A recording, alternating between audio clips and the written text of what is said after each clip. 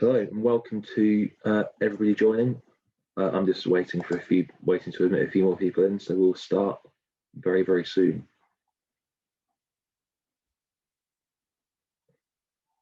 Okay.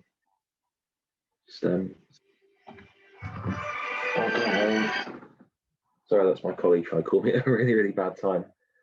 Hello and welcome to the 2021 Urban Tree Festival. My name is Greg Packman. I'm the host for this evening, and I'm part of the steering group organising this festival. The Urban Tree Festival is a celebration of all things urban trees, celebrating their benefits and their beauty, their majesty and their magic. The festival seeks to connect tree lovers and tree newcomers alike to their local urban trees, connect people to each other, as well as to share tree knowledge far and wide. And in the case of today's presentation, connecting members of the public, tree enthusiasts, with an arboricultural professional.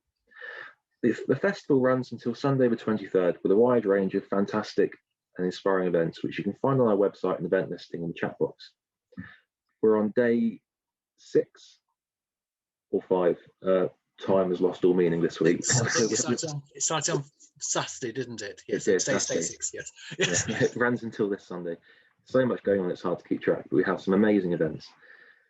The festival is run and organised by volunteers, and although we're very kindly supported by organisations such as the Woodland Trust, Greater London Authority and Trees for Cities, we are very reliant upon donations to help us run the festival. So a big thank you to anybody who has donated, but if anybody would like to, it helps us immensely, because an online festival, it's quite laborious and quite costly to produce. So having people very kindly donate to us, it helps us so much. But on to today's speaker. I'm introducing Mark Chester. Mark is an arboricultural consultant with his business Tree Consultants, and Mark's very passionate about community engagement and taking that arboricultural knowledge, which tends to stay within the specialist tree management industry, and enabling tree enthusiasts and passionate tree people to have the right core principles in enabling them to maintain their own trees and plant the right trees, but most importantly, planting the right trees in the right places, which is what this presentation is going to be on. So I'm going to sort of mute myself and disappear off screen, and we'll pass over to Mark, who will do his presentation. Then we'll have a Q&A session at the end where you can ask Mark about tree planting, tree maintenance. Over to you, Mark. Thank you very much, Greg. Right, I'm going to do screen share, which should bring up this. I'm also going to stop the video because that helps with the sound, apparently. Right. Slideshow from the beginning. Right tree, right place. To introduce myself, Mark Chester. I'm the principal consultant at Cedarwood Tree Consultants. I have more than 2 decades of experience working with trees in the area, much of that including trees in urban settings. I want to start by saying that there are some places where we don't want trees. I will agree with that. The image to the left is not my office complex. It is actually a distribution centre where lorries are parking in those small bays that you can see at the ground level. It's a parking area. We don't want trees there. When we are looking at right tree, right place, there are 3 principles that I believe we need to consider. These are: why are we planting? Where are we planting? And really importantly, what are we planting? Start at the basics. All trees start small. They begin either as seeds that germinate, as cuttings, or buds grafted onto a root, and then they'll become a seedling. Some become small trees, some medium size, and some will become large. Basic principle, but still really key. Small trees include the ornamental cherry, such as the glorious one on the bottom of the screen. Rose produces fantastic berries for birds in the autumn. Medium-sized trees can include silver birch, which is the top left, Norway maple, top right, and liquid amber, which is the bottom. I think that image is from the States because they're rather large trees. I think they're very well established, and sometimes you do get tall liquid amber, but we also get quite small ones.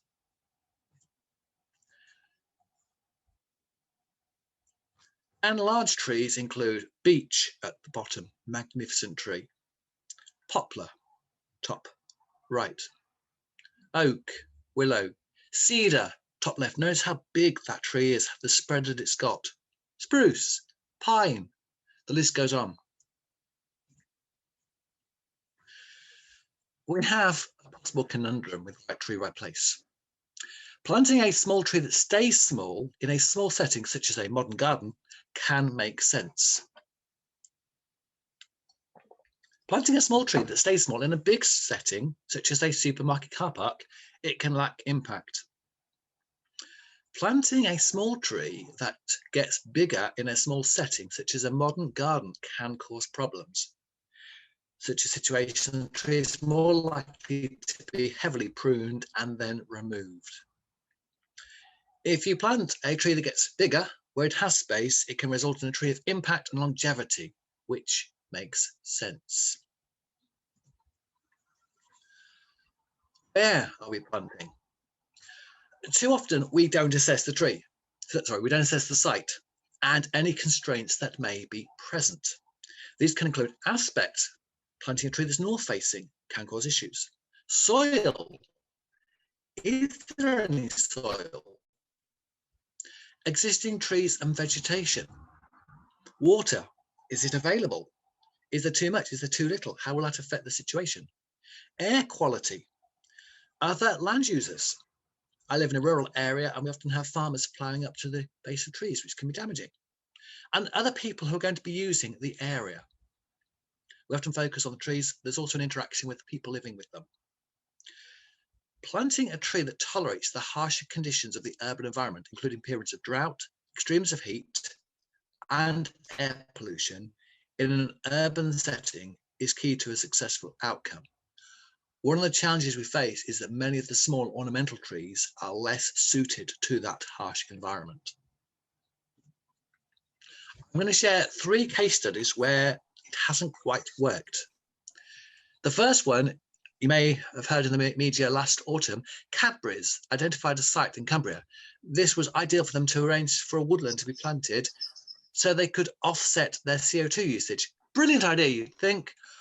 Unfortunately, having planted thousands of young trees across this site, it became apparent that it's home to an important wildflower meadow and the trees needed to be removed. I think plant life were involved in that one, and yes, it was most unfortunate. Case study 2, this is one I heard of quite recently. The German author and forester Peter Wallenberg.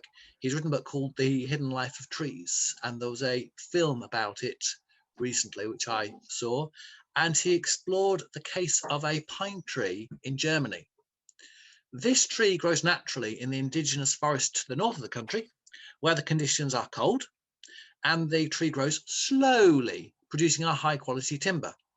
And someone had the idea of planting it in the central region where the conditions are warmer. It would grow quickly and there'd be the timber more quickly. The trees did grow rapidly. They actually grew too quickly, and then they faced the drier summers of the central region and suffered drought stress. And the mortality rate was about 50%, which wasn't good. Case study 3, this one I encountered. Before I became a tree consultant, I worked for a local authority managing their protected trees. And I encountered a very sad situation. A homeowner went to their garden centre and bought a cedar, small cedar, purchased to remember her late father. It looked quite smart, a couple of meters tall. The problem is that when mature, a blue atlas cedar can have a trunk of more than 1 meter in diameter, and the crown spread can exceed 10 meters in any direction. And this tree was 3 meters from her conservatory, and her garden was 10 meters by 10 meters. Something has got to give. And when you have that emotional connection, it is just It's horrendous. It's horrendous. It's something I don't wish on anyone. Recognize is that what happens below ground matters. It matters a great deal. Some trees have spreading invasive roots. Planting those too close to existing buildings and infrastructure can cause problems. Likewise, building too close to them can cause problems. Oak, willow, and poplar are known for having deep spreading invasive roots. They can cause issues. Cherry also can have spreading roots on the surface. If you have them near to a driveway, it can be damaged. Another issue is at where we're planting. There was a study by Kew Gardens. It was published earlier this year on planting trees and especially woodlands.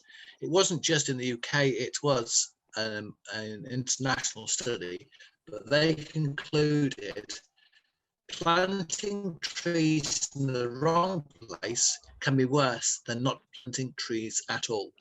We should evaluate what is already present. So, why are we planting? I've got 4 reasons here. This is just 4 reasons. There's a lot more. We can plant to enhance the landscape, which is a very good reason. We can plant to offset CO2. Again, a good reason. We can plant to fulfill planning conditions. Good reason. We can plant to commemorate somebody or an event. Very good reason. Getting the tree selection right for each of these situations makes a difference.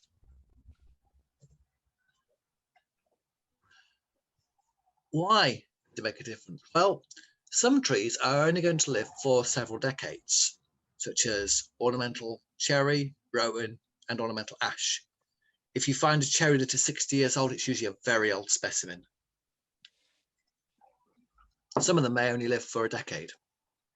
Other trees can live for several centuries and longer. Beech, lime, oak, cedar. In fact, oaks can live for up to 1,000 years. Planting a shorter-lived tree to commemorate somebody or an event can lead to disappointment if it then dies after a couple of decades. Planting a slower growing tree in a setting that may change within a decade or so is unlikely to enable it to become established.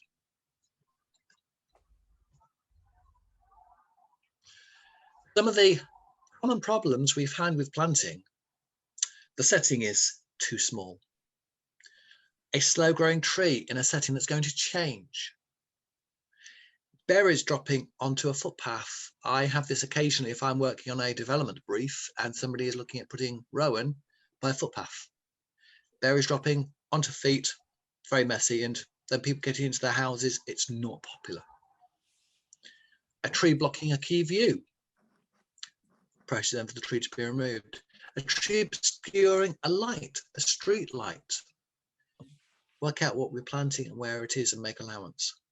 And the last one, salt intolerant tree on the coast. Now, this is a case study a colleague of mine shared with me, where I believe it was on the south coast, a prestigious office development was being completed and the landscaping was being put in place.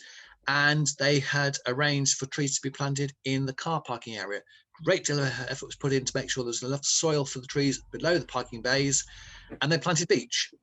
And then they realized that beech don't like saline air. They don't like a coastal situation. Within 6 months of them being planted, they'd all died. If they planted something that was suited to that setting, they would have been a success. Solutions. I like solutions. So we assess each site and the constraints present. We identify why the tree is being planted. We choose a tree or trees that will suit the setting. Prepare the planting area. Make sure it is well dug. I had a case several years ago where I was asked to survey trees on a hospital site, and part of the site had been redeveloped and birch trees had been planted in very aesthetically pleasing raised containers.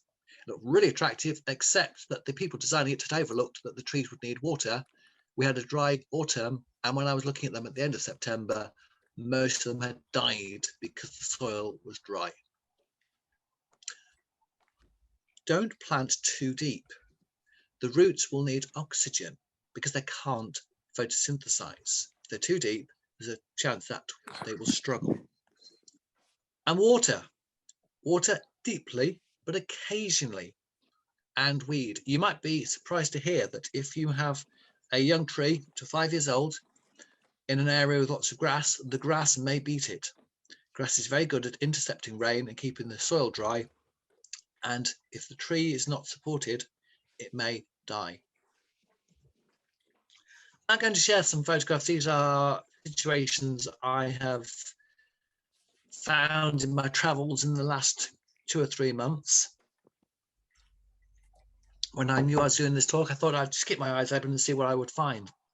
So the left and central photos are 2 trees at a filling station that I drove by. I popped in and saw them, and I thought, yes, it's not quite worked. So the one on the left is a cherry that's not really going to have much impact, and you see the grass around the base of it.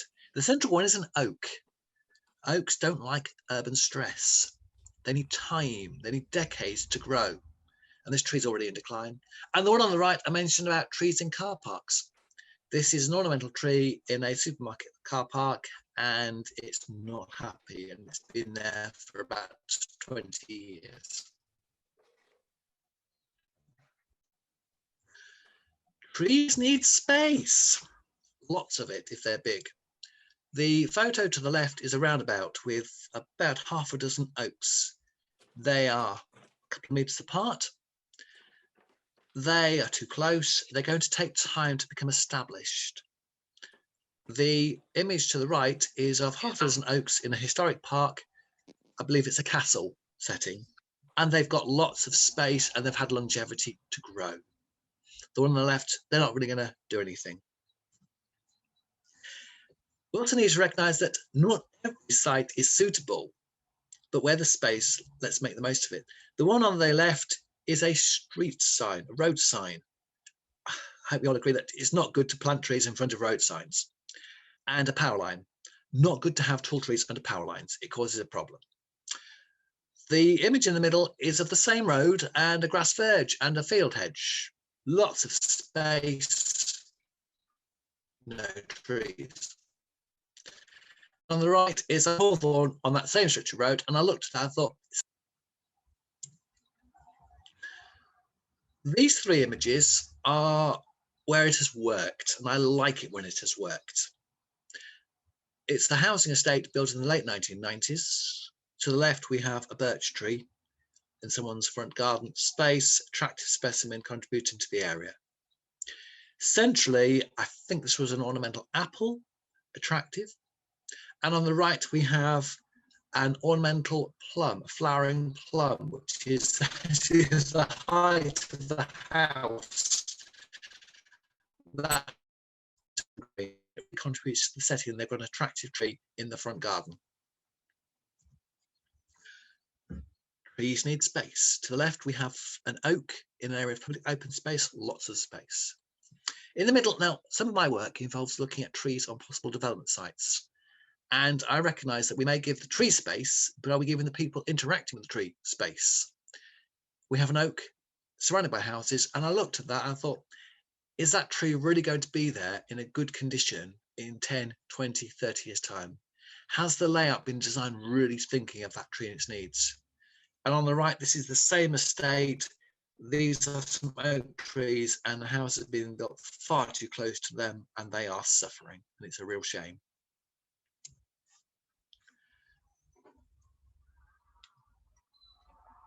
We also have to avoid the temptation to put too many trees in a site. This is another roundabout. There are about 28 trees on that roundabout. It's quite a large one, but it's not big enough to take 28 medium to large size trees. The view to the left was looking south. The view in the middle is looking north, and the view to the right is looking from the east. So the top, you've got birch. The middle one, you've got some cedar and some lime, and then the central, the one on the right, you've got lime and horse chestnut. This roundabout has got room for possibly half a dozen big specimen trees, and the others are just being crowded out. They're being shaded, and unfortunately, a number of them are going to die, and the area needs to be tidied up. And it's a shame because It was somebody who was too ambitious. We can overcomplicate things. To the left, you've got the same road and around about a dozen lime trees planted on the edge of a supermarket car park. It works. They have space. They will become big trees. They contribute to the setting. And then the image on the right is of a young tree planted in a hedgerow. And a brilliant idea. Hedgerow trees are very vulnerable to being cut and damaged by the hedge trimmer. So if this one, they're putting a cane in by the tree with a little tag at the top, so that when the man comes along with the hedge trimmer, they know to give it some space. And finally, by Royal Cree. You may have seen in the media this week that His Royal Highness Prince Charles has been encouraging us to plant trees to commemorate the Jubilee next year. And he said, it is vital that more of the right species of trees are planted in the right places, and that more woodlands, avenues, hedgerows, and urban planting schemes should be established, whilst protecting and sustaining what we already have. Your Royal Highness, I couldn't have put it better myself.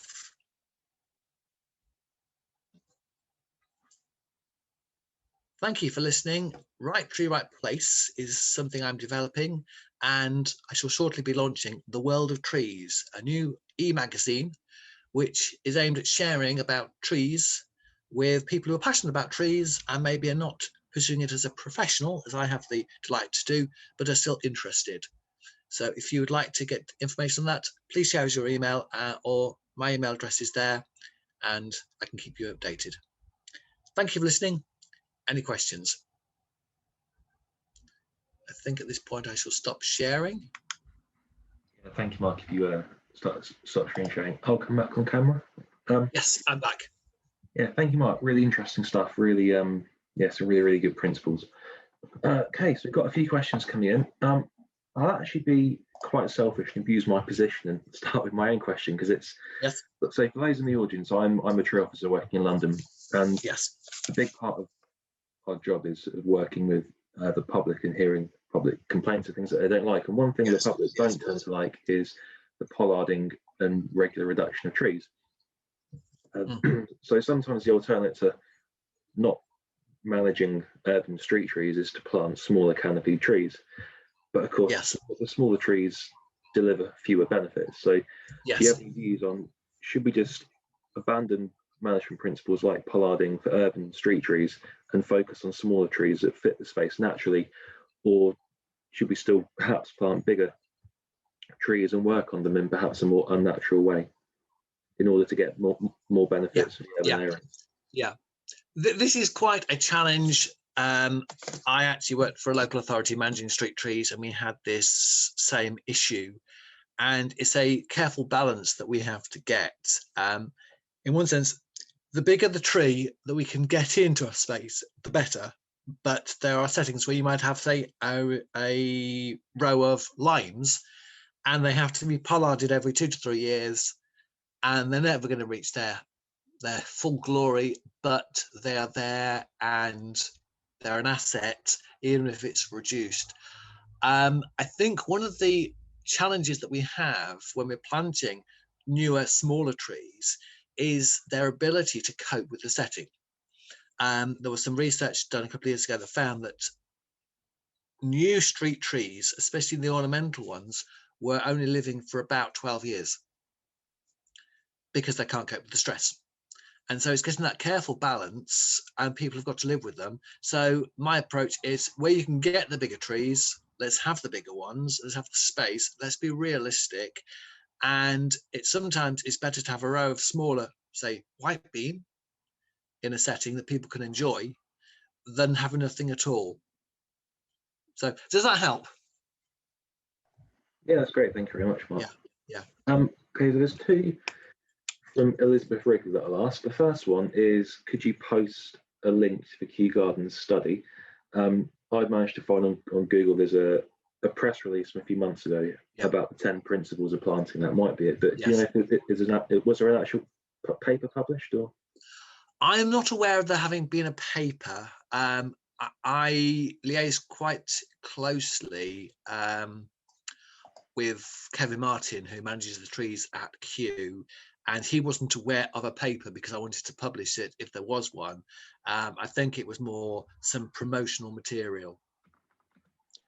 Yeah, I'm just copying and pasting a link Right, yes. into it now from the Kew Gardens website. And while I'm doing that, Elizabeth's second point is we had in a seminar yesterday about Dennis Thatcher's Harlow roundabout tree. Maybe you could recommend a suitable roundabout planting. And also, Elizabeth, could you just type into the chat, do you know what the tree actually was on the roundabout? Because that'd be quite interesting. But yeah, Mark, any recommendations for roundabout trees? Okay, roundabout trees, it depends on what space you've got. I drove by one recently where 6 birch trees were planted. Oops, that was where 6 birch trees have been planted in a roundabout. For me, if there is space, trees such as cedar, beech, lime, London plane. London plane is a very good tree because it's got longevity. It can cope with urban stress. It cleans the air. So it's kind of depending on the space that is there. You've also got to work on the design. Are you looking at something where you've got the visibility line where you want to be able to see through, so you need to get the bottom 2 to 3 meters kept clear, or are you creating a vegetation canopy? In this case, lower plants are ideal. Also, sometimes you'll get a site that has a temporary road that may not be there in 20 years' time. So planting trees that will get growing, birch, beech, cedar, if they've got space, even liquid amber can be quite an impressive tree. Does that help? Yeah, no, I think that's a great answer. Yeah, in my local area, they had a roundabout where they planted lovely stone pine, looked amazing, and they cut them all down because they complaints about blocking the view, which was just a real shame. Okay, so from David Kerry, do you consider the 10, 20, 30 rule important for biodiversity to encourage pest and disease resilience?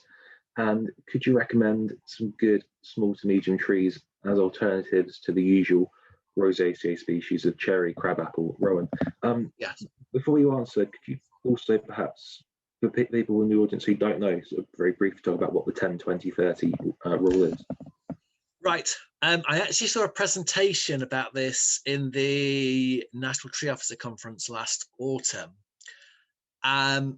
It is that you shouldn't have more than 10% of the planting from the same species, more than 20% from the same genera, and more than 30% from the same family. And I hope I got that in the right order. So, for example, I'm just thinking here that you've got maybe prunus. So you might have a flowering cherry, but flowering cherry is in the same family as, say, laurel, and then also in the same family as the flowering plum. And so it's trying to get that variation. I think that it sounds a good idea. It's how it is done in practice and making sure that you're still getting the right trees in the setting. There was a case study, I think the person in the presentation was in Hampshire, and he looked at what they've been planting for the previous decade and said, we've actually managed it, making sure that you also get trees that can cope with the setting, that they're not being chosen or avoided simply because they are in a particular species if they suit the setting. But I think diversity is important, and one of the challenges that London's going to face is that many of the London plains are all genetically related. And so if there are pathogens that affect London plain, it could actually decimate the population.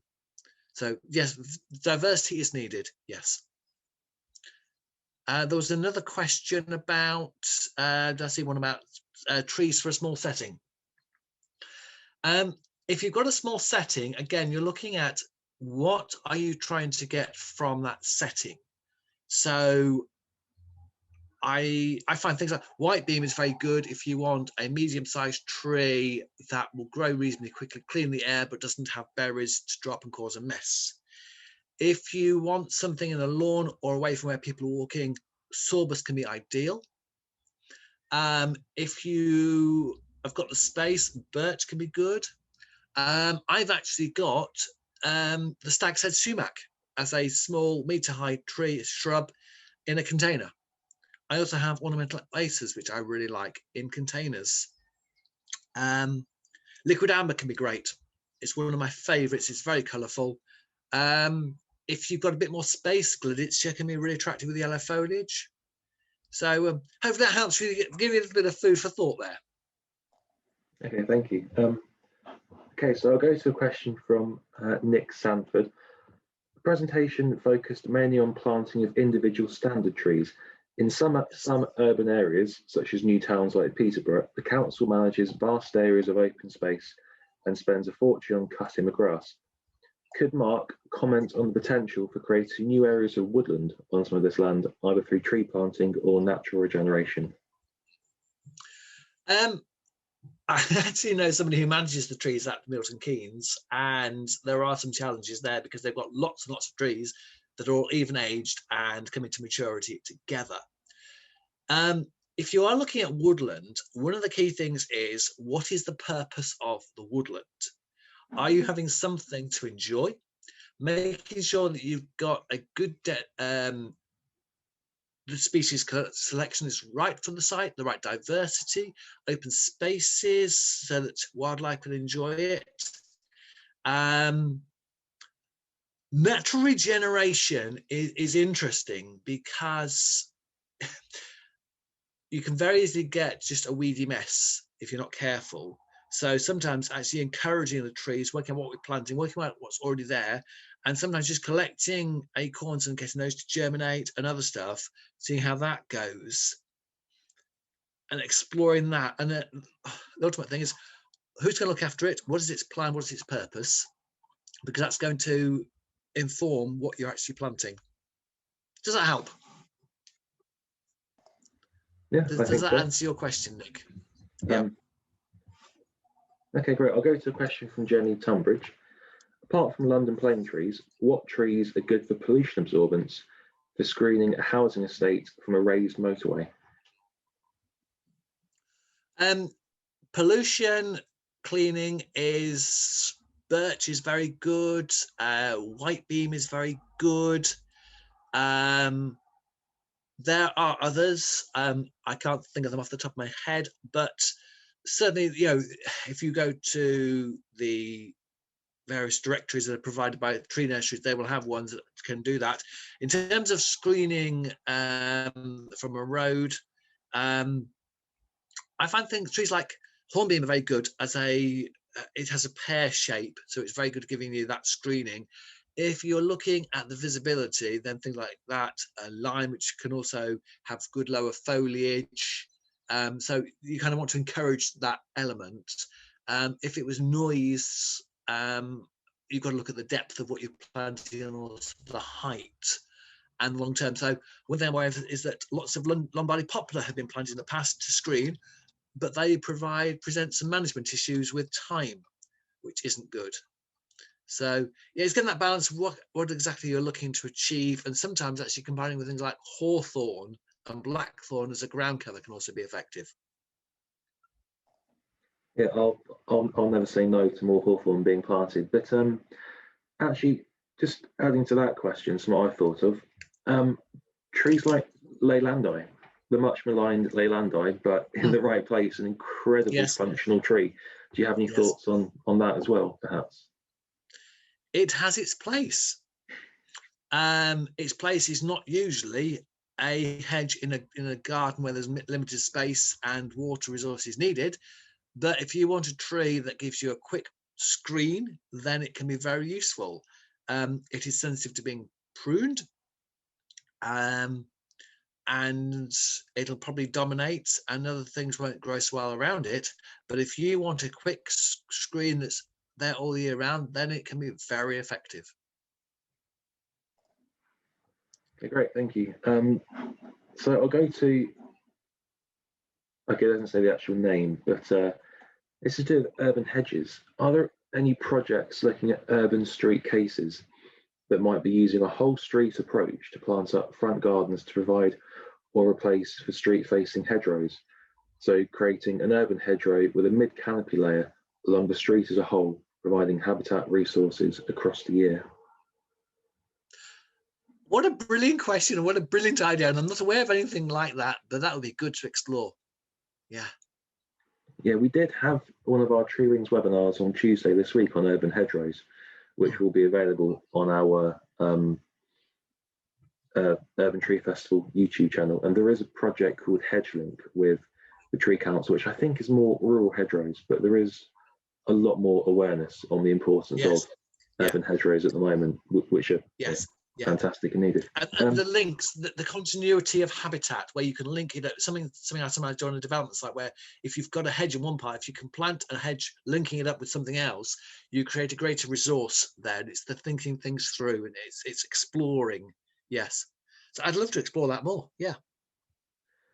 Okay, great. One of my own questions as well, actually, Mark. The actual planting conditions and root zone impact. A huge thing for me in my job is managing the potential from soil compaction, the kind of dreaded, the dreaded case of soil compaction.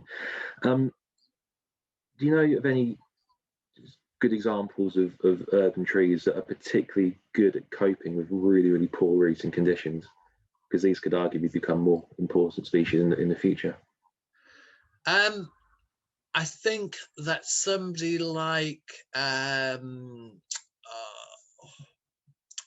Duncan Slater and his colleague at Myers-Co are probably going to be more up to date on that. I know that Kevin Martin's doing work on remediation, on mitigation work at Kew, where they're actually breaking up the compacted soil. So in terms of trees that can cope with it, I can't think of any at the moment. I do know that there is research going on into this and how trees can be able to be more tolerant of often quite harsh situations. Okay, great. Yeah, thanks.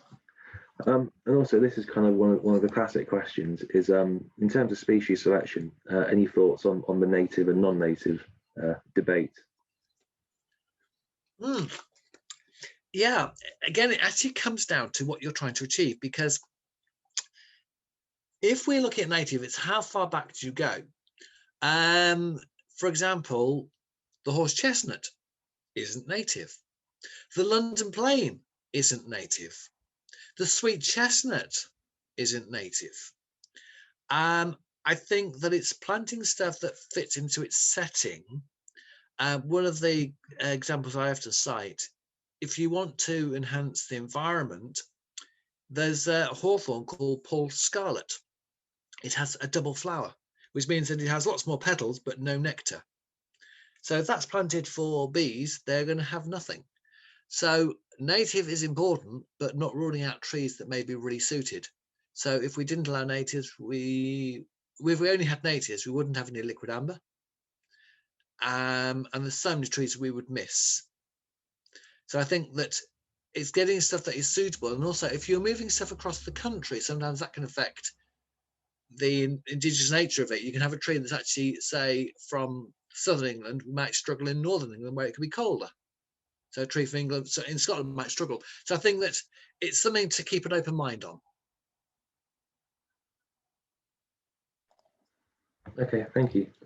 Okay, just yeah, from Dorothy Boswell. If we are trying to encourage councils to plant mixed hedges around housing estates, how much maintenance will be needed? And actually, from a local authority perspective, that's quite crucial in terms of species selection as well. So that's a really great question, I think. It's one of those things that is so easily overlooked. How are we going to look after it in the long term? Again, what are we planting? Why are we planting it? So if you've got hedging near people, then planting things like hawthorn, blackthorn, and holly is not necessarily going to be very popular. If you've got areas where the maintenance isn't so key, then you can allow a hawthorn hedge to kind of fully form and be left to get on with itself. If you've got maintenance issues, then beech, box, yew may be more suitable. And again, it's very easy to plant stuff and leave it alone and forget about it and not realize that it's got to be looked after. Why is hawthorn a problem? It has thorns. If you've got young children and there's a hawthorn hedge, there's a risk of them getting scratched. If you've got a hedge where people are walking by, they're more likely to get scratches if it's hawthorn than beech or box. Yeah, very much. Yeah, in the local authority, those are the sort of things that we get complaints from the public about. Yeah. Last week we had somebody emailing in complaining about their dog getting the juice from berries stuck to his dog's paw. So you get some crazy complaints coming through. But another question: are there any organisations working in urban areas where many of the residents are tenants and multi-occupancy, so might not stay in the area or have the right of access to gardens? I think that's referring to sort of house of multiple occupancy landlords. Yes. I suppose also a wider point of housing association land as well than tree planting. So what was the exact question there? So I think there's are there any organisations working with these groups, these sort of housing management tenant organisations? Not that I know of. I do know that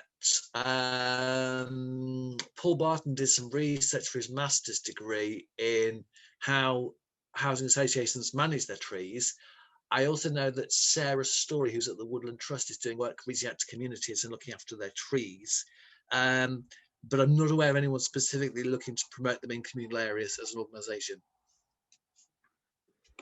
Okay, no problem. And one from Samuel Pierce, which, based on the Guardian article yesterday, is going to be incredibly important, and that's: have you got any advice for tree planting in urban clay areas which are prone to shrinking and droughts?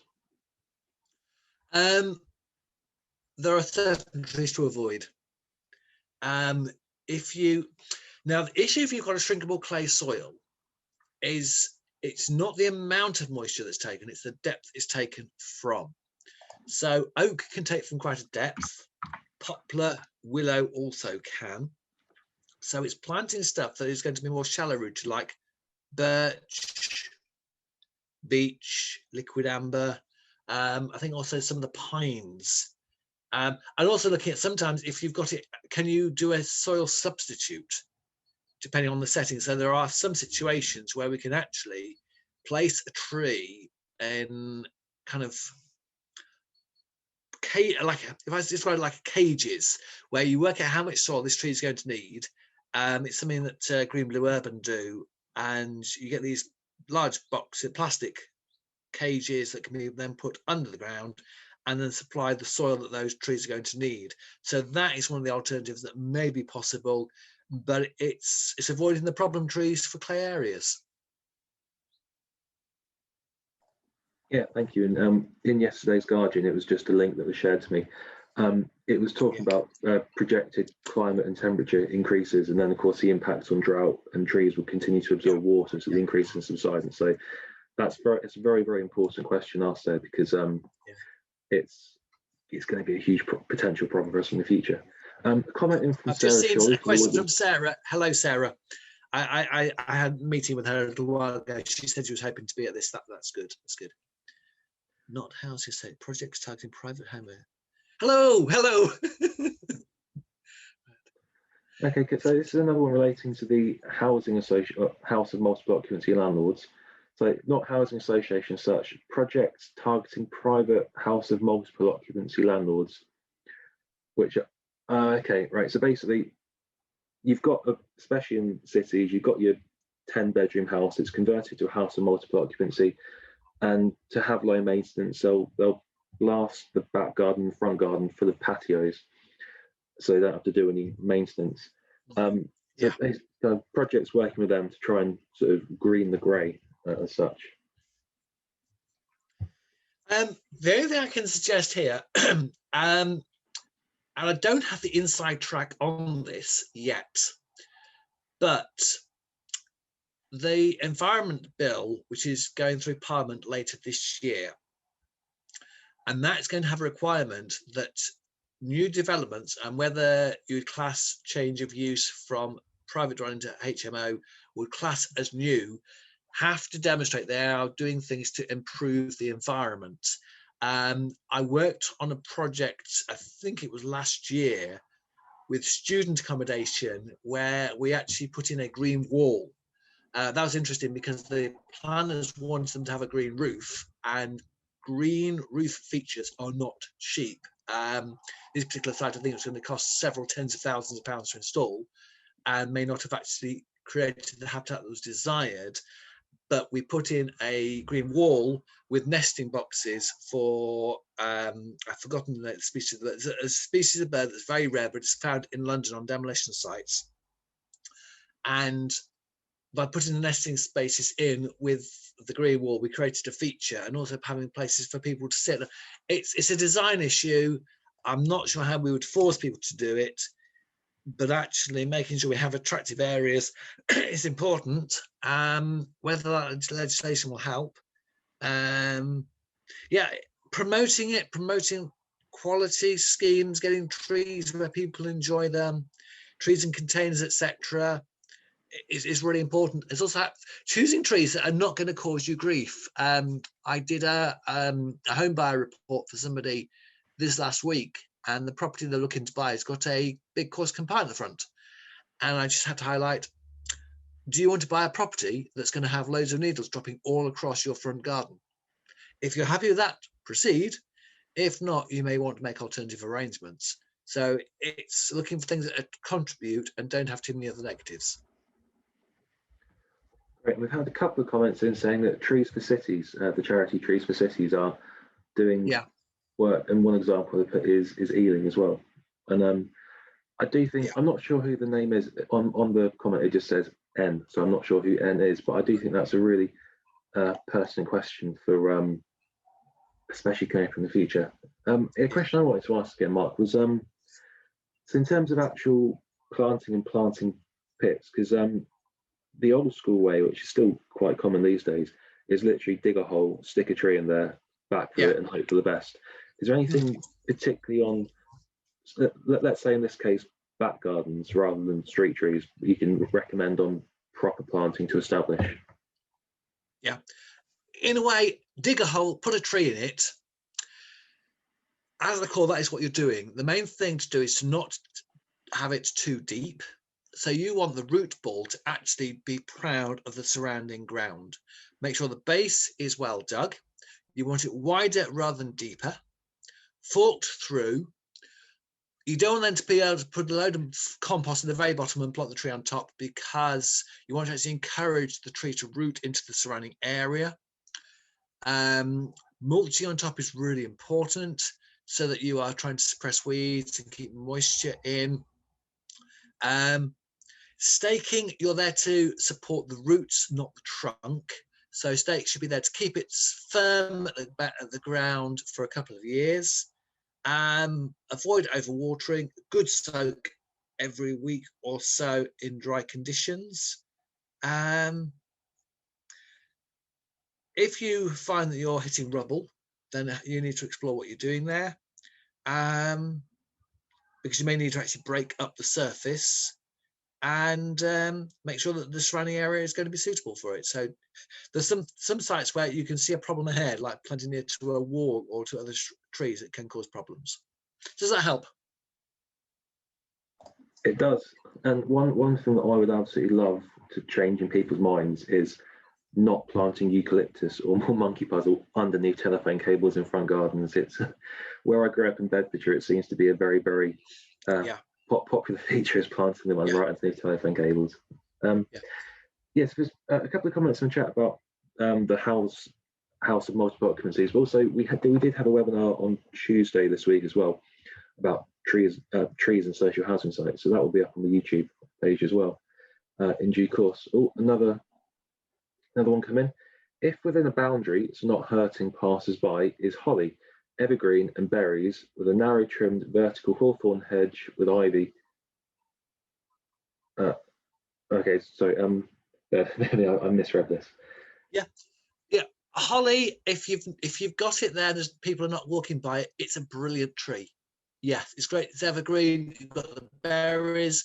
It's great habitat for birds.